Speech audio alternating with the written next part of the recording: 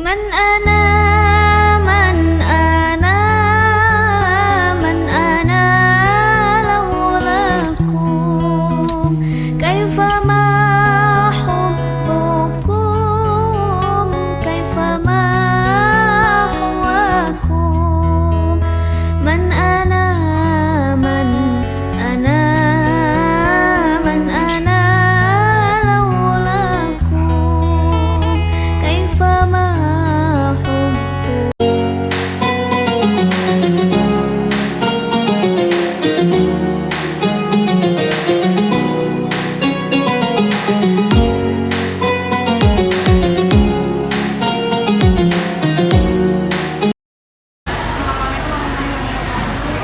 Waalaikumsalam warahmatullahi wabarakatuh.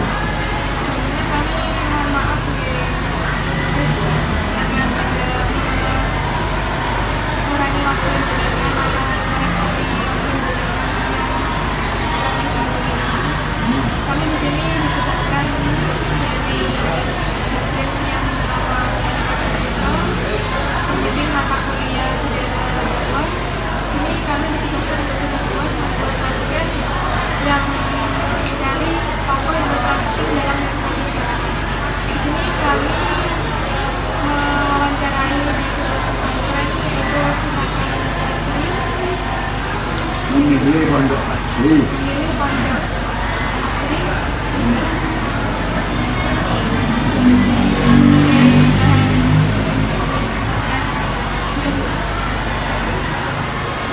Apa yang kamu berikan dari kami?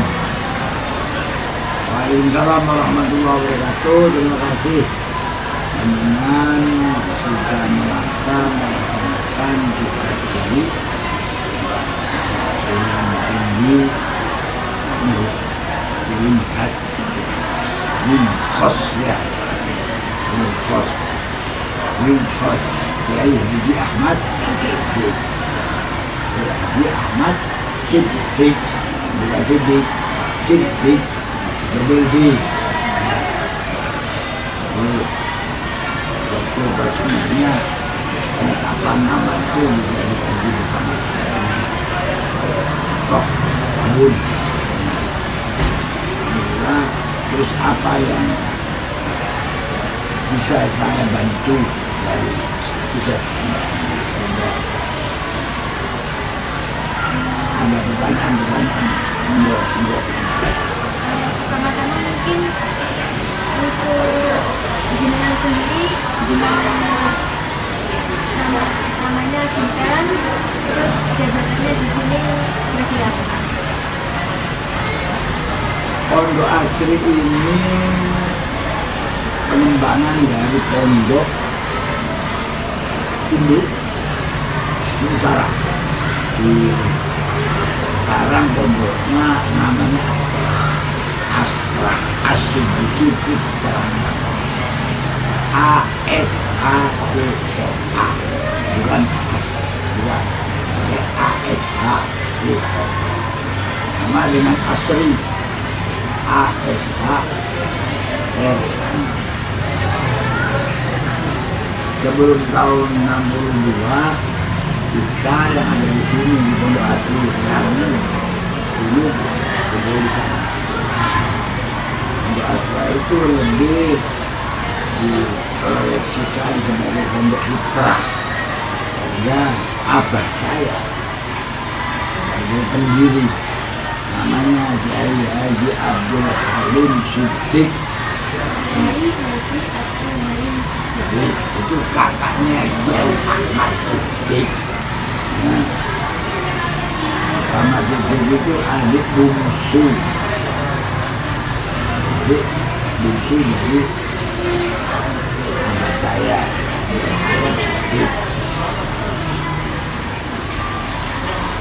Mengembangkan Pondok Asri di sini ini tahun 62. Antara pembangunan hampir selesai, sudah selesai, tentunya ditinggal tahun 64. Jadi yang ada di utara pindah semuanya tahun 64. Ini kemudian tahun 70 saya meninggal. Diasuhlah berikutnya oleh kakak saya, yaitu Muhammad Syauqi. Beliau meninggal, akar pun berguna. Saya sebagai adik kandung Su. Nama saya Muhammad Ayyub Saiful Rijal. Muhammad Ayyub Saiful Rijal, namun lebih populer dipanggilannya Gus Saif. Saif. Saif. Gus Saif. Alhamdulillah di Pondok Asri ini ada pendidikan non formal, pondok saja, ada yang mondok sambil menghafal Quran, ada pula yang mondok sambil sekolah formal. Sekolah formalnya cuma ada 2 tingkatan, S dengan A. Alhamdulillah ada tahun ajaran kemarin dan sekarang 2022, 2023, 2024 ini semua gurunya madrasah formal ini sudah perempuan, guru semua. Memang cita-cita saya ingin anak didik perempuan dididik oleh guru laki-laki. Ini sudah kemudian yang penulisannya tahu tentang Asri ini apa?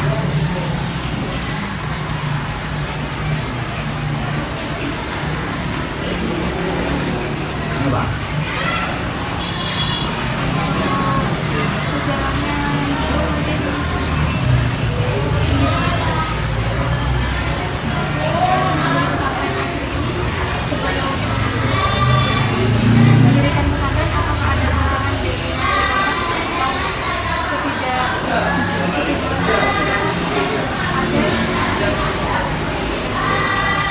Pada tahun 62, kalau berbicara masyarakat, di tempat ini masih belum punya tetangga. Satu-satunya tetangga yang ada di depan ini. Kalau persoalan namanya berdakwah itu, para dai-dai tentunya harus juga punya modal untuk mengatakan. Kalau nggak punya keberanian itu menghadapi tantangannya, jangan berdakwah. Itu juga pergi-perginya. Jadi kalaupun ada yang kurang itu ya. Soalnya Imam Syafi'i itu tidak ada jalan untuk disukai oleh semua orang. Oleh karenanya lakukan yang benar dan yang benar, kemudian serahkan mereka untuk menilai. Jadi kalau pepatah saya ini bukan pepatahnya oleh sekolah ya. Kafilah menggonggong, anjing berlalu. Bukan anjing menggonggong, kalau anjing menggonggong biasa udah. Anjing menggonggong itu manusia, ya. Yang bikin hoax siapa? Manusia, itu gonggongan-gonggongan itu. Jadi biasa adanya. Panjang kita di garis masuk on the track, kita masuk di garis yang benar, ya sudah lah. Jangan pernah surut karena tangan. Kalau cuma dijatuh, jangankan kita, pondok pesantren, loh. Sosok yang paling dimuliakan Tuhan yang namanya Nabi, itu saja masih banyak lagi. Saya pikir itu sesuatu yang lumrah ada problem. Malah justru adanya kritikan ataupun tantangan itu justru memberikan kecerdasan bagi kita, menambah untuk mencari tahu lebih banyak dari referensi frekuensi dan sebagainya. Jangan melihat yang kontra itu kontra semata, tapi yang kontra itu sebenarnya memberikan satu nilai tambah. Ini yang harus adik-adik, anak-anak miliki dari modal dua. Dan itu tidak ada yang berarti lah, kalaupun ada yang tidak sepakat, tidak setuju, tidak sejalan dengan pondok ini, kalau saya sebutkan tidak berarti lah. Hanya beberapa saja yang tidak sefrekuensi, soalnya tidak sefrekuensi. Hidup itu memang begitu itu. Kemudian aja dengan pertemanan ini masih perlu ada. Terus ada apa lagi? Bagaimana warisan pemikiran atau kontribusi dari praktis dari Aba Kyai Haji Abdul Halim Siddiq sendiri dalam memengaruhi penyebaran agama Islam di lingkungannya.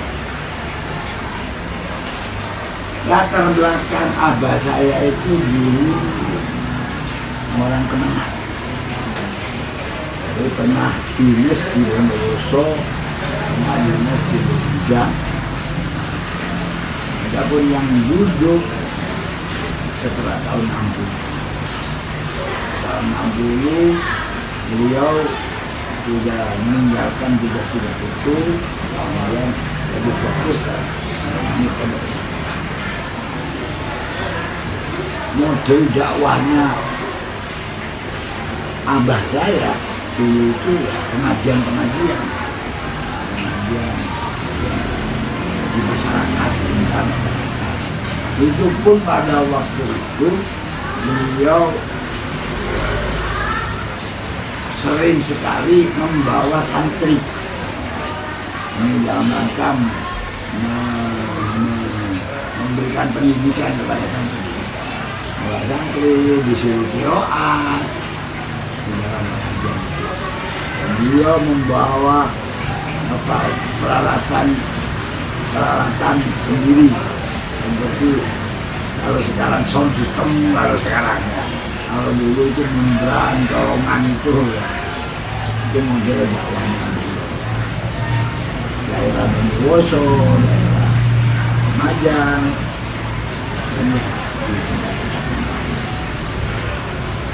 ada kegiatan yang terkait dengan santri. Dulu kami itu menugaskan santri-santri berinteraksi dengan kelompok masyarakat ya, dalam hal ini sekarang kan banyak japnya santri mengatakan sampai sekarang atau Al-Quran bersama masyarakat itu model pengenalannya, karena di pondok asli ini masih setingkat SMA yang ada lembaga formalnya kan cuma aliyah, jadi belum menguasai banyak tentang materi. Kalau diterjunkan itu masuk permodalannya, perbendaharaannya jelas sebatas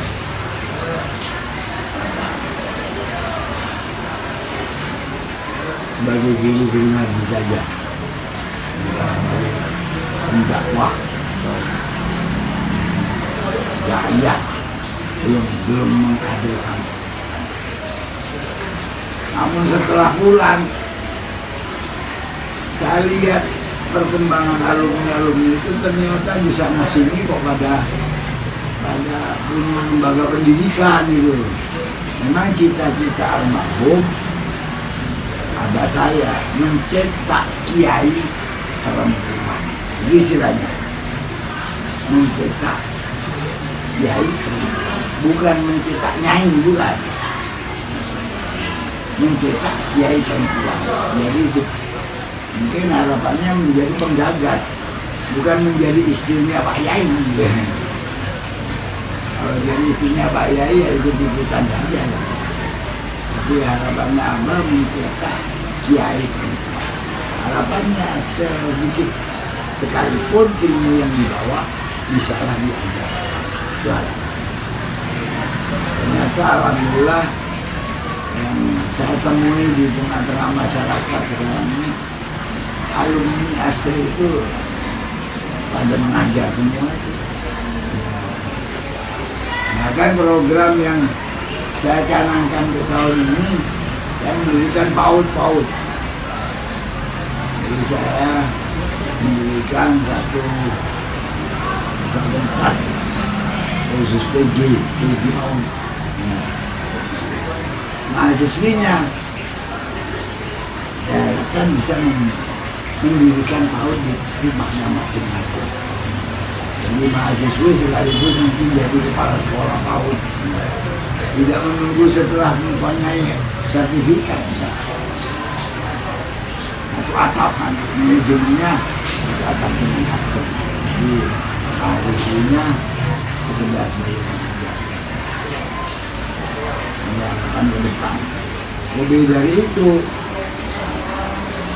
yang saya titipkan kalau di tempat-tempat pendirian PAUD di situ juga ada pendidikan PAUD.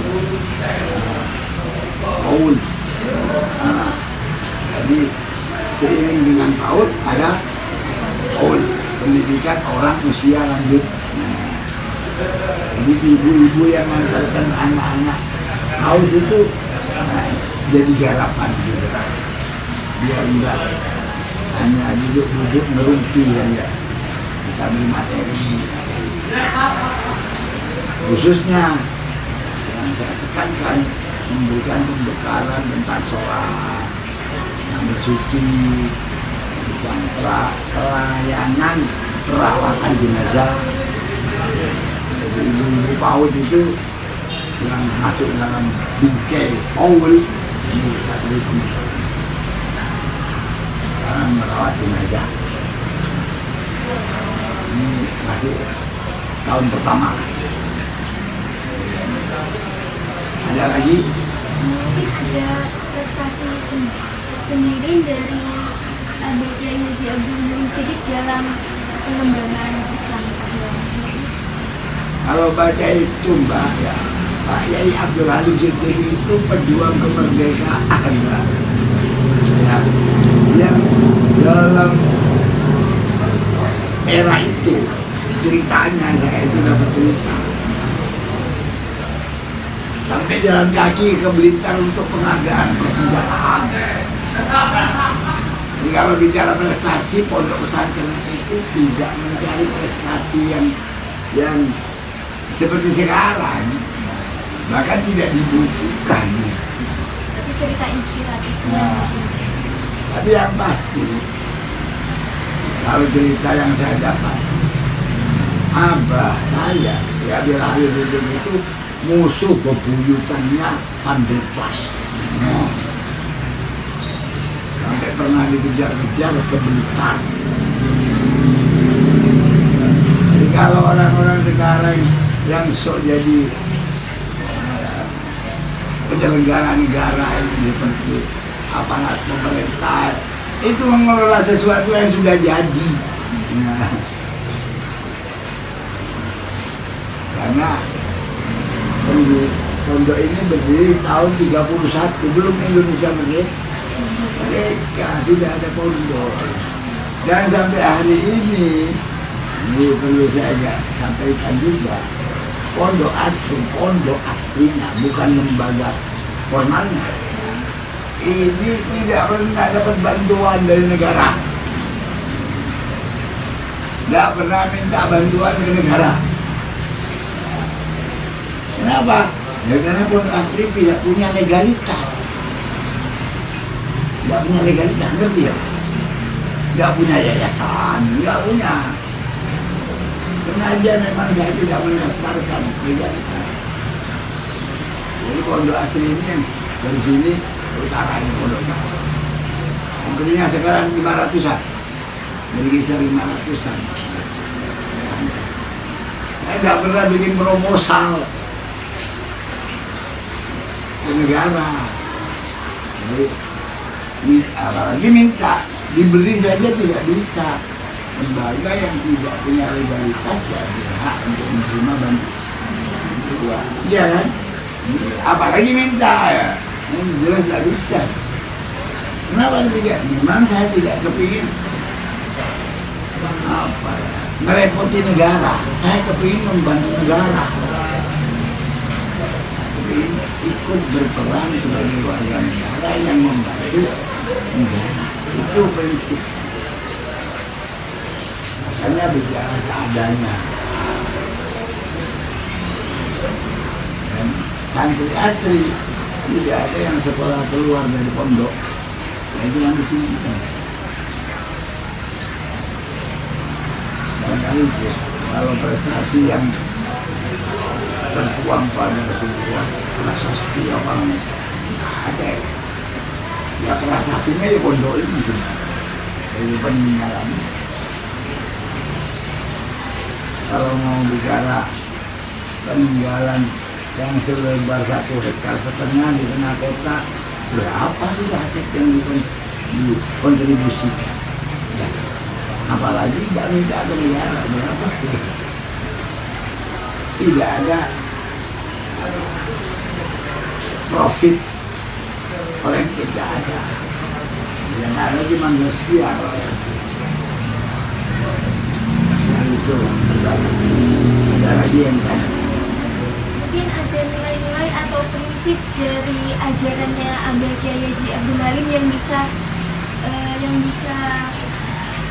diadopsi atau yang bisa kita tuangkan di generasi sekarang. Ya itu tadi yang saya ceritakan. Ojo jadi benalu, jadi warga negara itu. Ya. Kalau sekarang yang banyak kan ingin jadi pegawai negeri. Nah, apa tidak jadi beban bagi negara? Memang tahu anggaran APBN berapa yang dikeluarkan oleh APBN yang untuk anggaran rutin, untuk bayar gaji-gaji berapa persen? Nah, mencapai berapa persen? Namanya pernah dengar? Enggak. Habis untuk itu, makanya pembangunannya Indonesia ini lambat. Karena yang itu alokasi untuk pembangunannya itu kecil. Banyak terserap oleh anggaran rutin, anggaran rutin gaji-gaji itu. Nah, itu ajarannya abang saya, jangan jadi benalu, jangan jadi beban negara. Kita ada di negara ini sudah untung, sudah punya negara, dan kita harus merawat negara.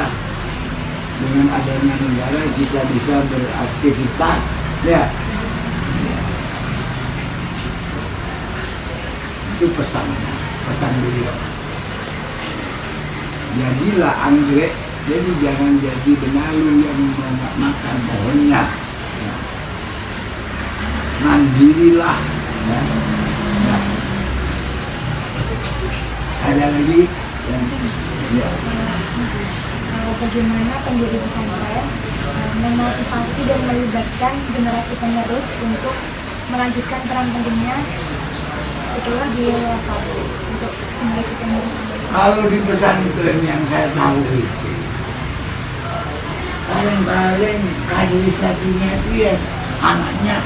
Ini pesannya abah saya dalam sebuah tulisan sebelum ini diketemukan setelah meninggal tulisan. Nah, abah saya rajin menulis. Abah saya itu punya 2 istri. Istri yang kedua itu anaknya Belanda. Nah, lucu kan? Sementara abah saya itu bermusuhan dengan Belanda, tapi anaknya Belanda diambil. Jadi mertuanya abah saya itu tentara Belanda, POC itu. Tapi ya bisa dijahit sama abah saya. Ini yang luar biasa. Yang beliau pesankan apa tadi tentang regenerasi. ada tulisan peninggalan abang. Tulisannya gini, anakku kabeh kudu pondok nang pondok pesantren sing ahli sunnah wal jamaah. Nah itu tulisan. Di tahun 70, tahun 70 abah saya meninggal, melihat itu, ya otomatis yang sedang sekolah SMA berhenti. Makanya pondok. Ya itu tadi saat awal itu.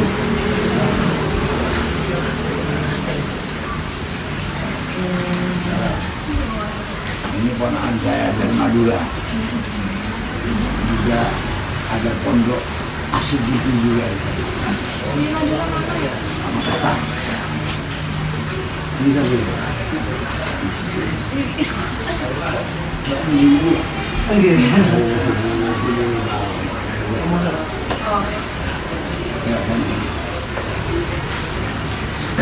Abah saya itu punya anak 13 dari ibu yang pertama. Dari ibu yang kedua 10. 23 sesaudara. Banyak sekalipun ternyata tinggal saya di sini. Dari 13 tinggal saya berdua dengan ibu mertuanya Amin, Pak Amin. Menjadi Linhat, pondok Linhat. Mahat.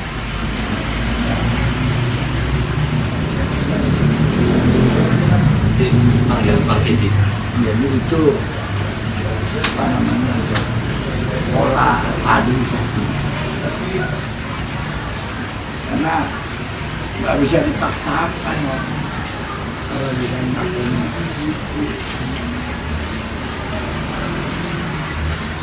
Pesan yang paling berharga bagi saya sebagai anak, disuruh mondok di pondok yang jelas-jelas ahli sunnah.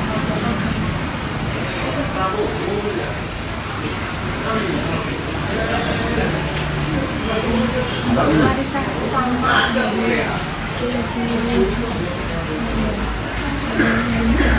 Warisan. siapa utama yang ditinggalkan? Warisan. Ya ini dari mana? Ya bodoh, nggak punya kekayaan lain, nggak mewariskan harta. Ya bodoh, tapi ini lebih daripada harta. Jadi mewariskan ilmu itu jauh lebih utama daripada harta.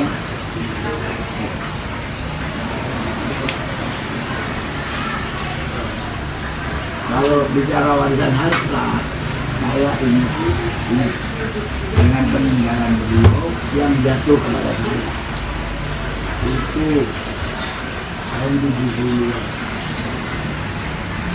itu ada sepetak tanah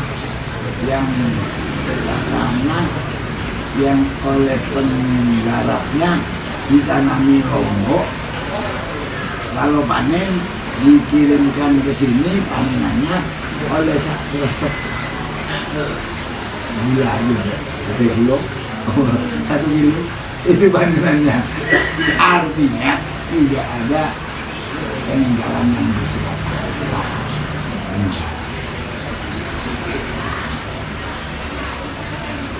Mungkin sampai sekarang apakah menjabat juga di organisasi dari ulama sendiri? Soalnya kayaknya di Ahmad Syafi'i sendiri ukuran penting dalam ulama punya peninggalan di NU. Nah, kalau yang saya dapati dari Ahmad Siddiq, Ahmad Siddiq tidak mencantumkan secara langsung, tapi ini yang saya populerkan setelah muktamar di 85 di Asam Bagus, muktamar NU, di mana NU menerima Pancasila sebagai asas tunggal. Ya, ini yang belum terakhir. NU menerima Pancasila sebagai asas tunggal. Kemudian beliau menyampaikan, karena saya ketika beliau pulang dari Bagus saya menjumpai apa hasilnya. Nih, pertama beliau menyampaikan Soeharto berpidato bahwa NU adalah organisasi yang bisa sejalan dengan pemerintah, tidak pernah sejalan.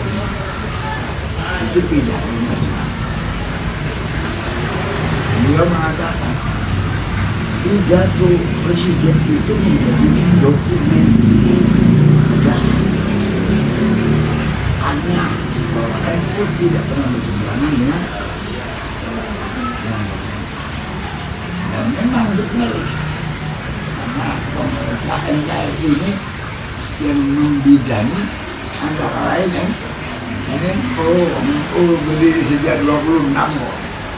Muhammadiyah ya, jadi organisasi besar yang patut menjadi partnership negara yaitu dengan Muhammadiyah yang patut mendapatkan porsi lebih daripada ormas-ormas yang lain. Karena dua ormas inilah yang ikut membidana kalian. Jadi jauh beliau di muktamar bahwa Pancasila diterima sebagai tunggal oleh NU, maka final. Ini yang jargon ini yang saya kembang luaskan. Jadi kalau sekarang rame-rame yel-yel, kalian mungkin sudah dihafalnya NKRI. Jawabannya harga mati Pancasila. Nah, tahunya kan? Nah, kalau saya punya Pancasila final. Jadi Anda, saya tanya, Anda ini Indonesia ini kita apa bisa di Indonesia? Indonesia milik kita, apa kita milik Indonesia? Indonesia milik kita. Indonesia Milik kita. untung sampai nggak jadi presiden. Kalau sampai jadi presiden merasa Indonesia miliknya itu apa? Dijualin semua, ya? Salah itu. Nah, maulah jiwanya.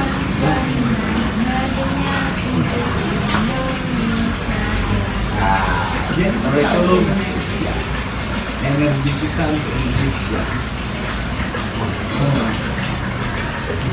Jadi sama ya. Ini semua ano lagi hotel natin. Oh, jadi orang apa? Kantor.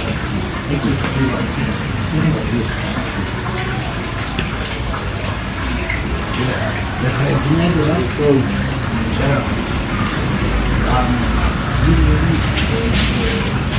Referensinya kita untuk energi kita.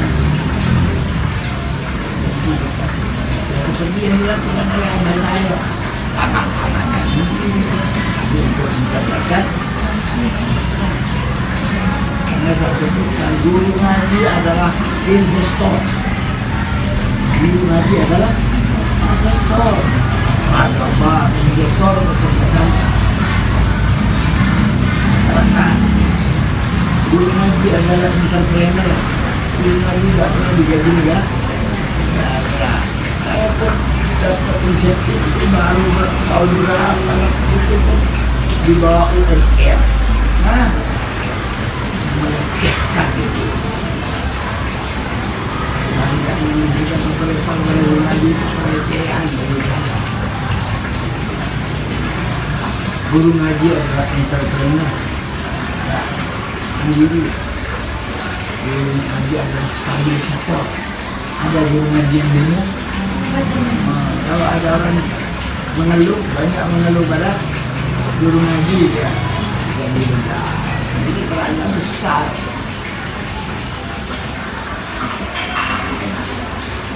Ada lagi? Mungkin ada tradisi atau perayaan khusus untuk menghormati dari masanya itu sudah saya jadikan satu pakem setiap bulan Muharram. Tinggalnya di bulan Muharram. Kalau saya istilahkan ke saudara-saudara bahwa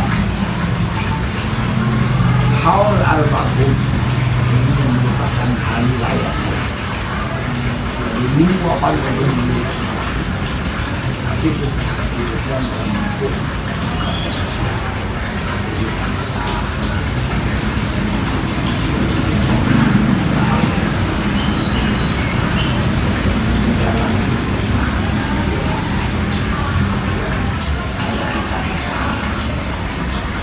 tahun ya, bulan Muharram makanya di tanggal yang terdekat, di tanggal 16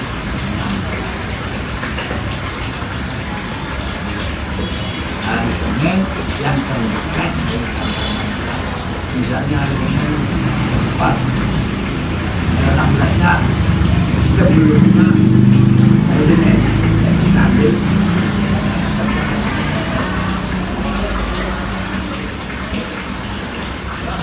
itu bisa ada lagi acara ada membuka kemana pulang, ada kita masak, ada membuka insan gambus, Pak Gembus, insan gambus juga yuk tapi itu ya bukan dia pribadi, bukan pakai dana sumbangan, dari sumbangan kepada santri, kepada alumni ya biasa aja.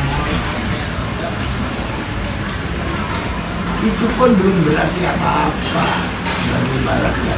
Lanjut, belum dapat dari barat.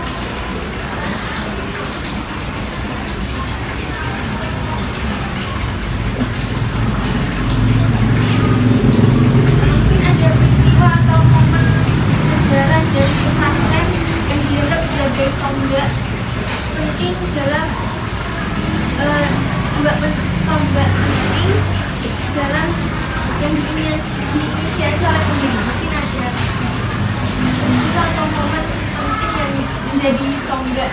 Saya ditinggal orang tua itu berusia 6 tahun.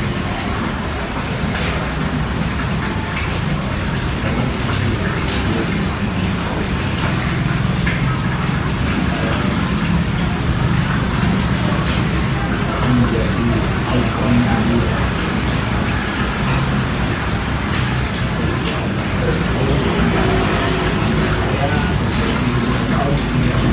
Jadi usia itu pada waktu itu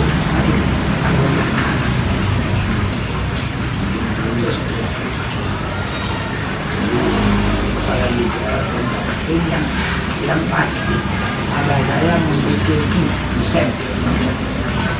Sampai hari ini masih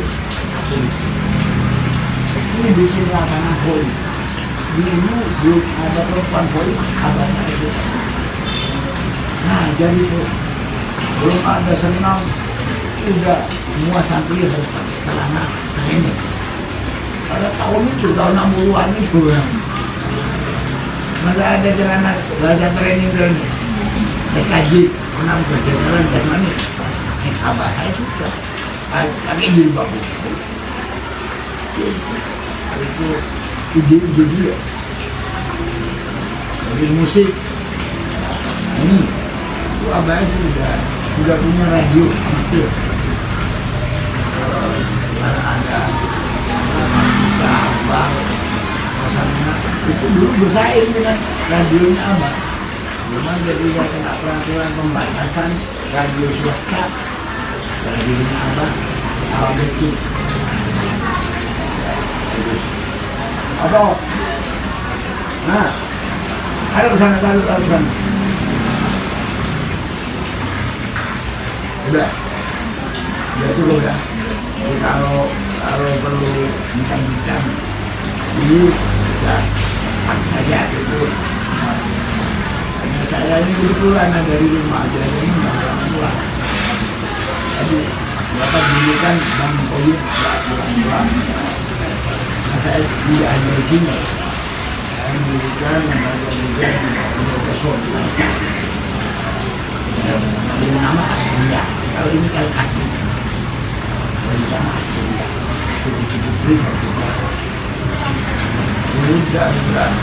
Mulai dari PAUD, mulai sampai SMK ada jurusan.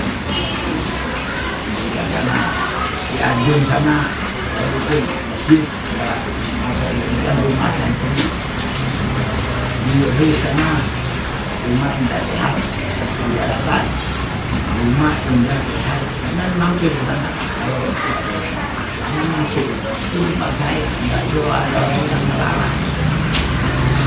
Rumah apa yang kesehatan diari hamatin dan diri bikin pendidik. Tapi semuanya ya ada itu anggaran bentuk didik bentuk didik. Jadi merdeka bersih karena ada Riz adalah di tempat properti milik Allah. Saya bikin gagasan, jadi misalnya dari menciptakan ide-ide jangan nekor, berkreatif, semuanya tidak inisiatif, kreatif, inovatif.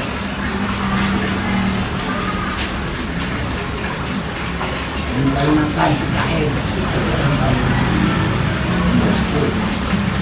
Pasuruan dan juga Indonesia.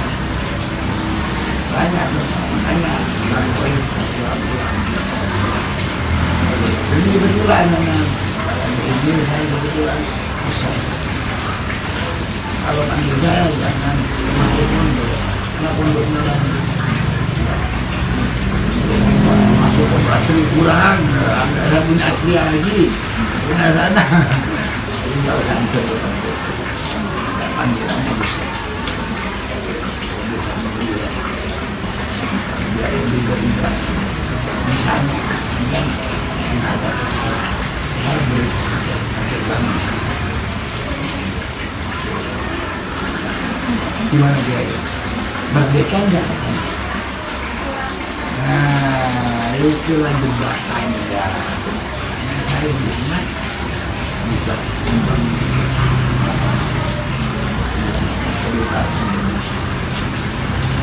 bisa keluar. Ya, cukup.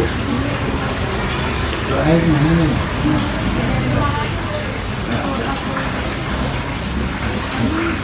Jangan sampai. Ini yang butuh sampean. Barang-barang. Ini yang butuh disampaikan ke saya. Janganlah. Karena di balik ini ada pahala. Kalau jangan mau berarti tidak saya mendapatkan saya juga enggak ada pahalanya ya pahalanya niat saja itu kan jadi sampean yang menggulkan saya makanya saya yang jadi sampean yang dikali yang suci itu butuh yang melarat atau yang melarat butuh yang suci.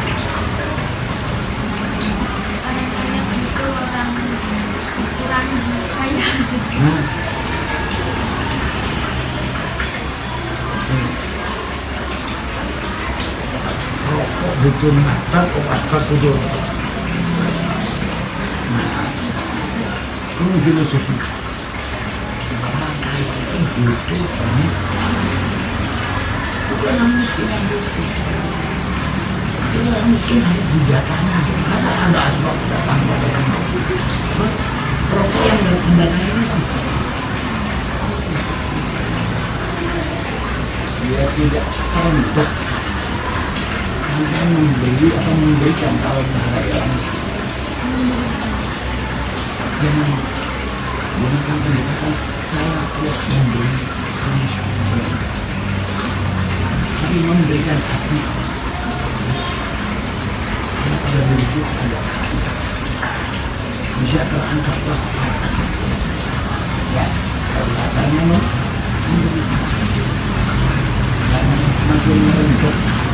Sudah sama dengan dunia. Ini ada ganti. Anaknya sudah yatim diperlakukan seperti itu, semakin drop atau semakin up. Karena yang beban saja. Kau usah disebutkan dengan anak-anak.